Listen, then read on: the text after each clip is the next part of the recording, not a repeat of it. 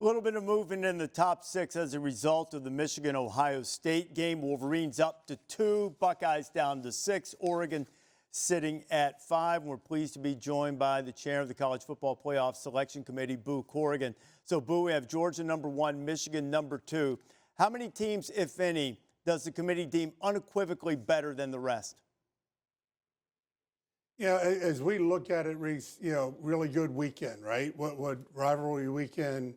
You get a little bit of everything as you go into that. But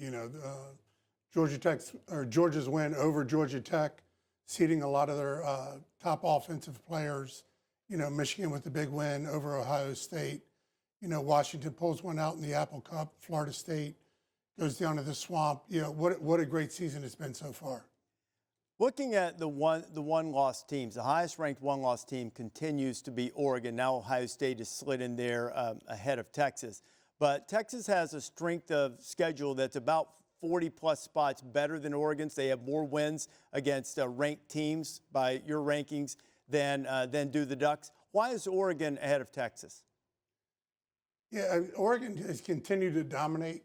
Obviously, the loss to Washington early in the year, 36-33.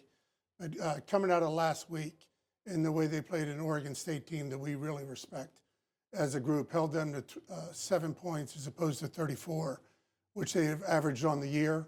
And, the season Bo Nix is having 78% completion percentage. They just continue to impress the committee with both the offense and the defense. What consideration was given to the common opponent that those two have? Texas beat Texas Tech by 50, and Oregon beat them by 1 possession.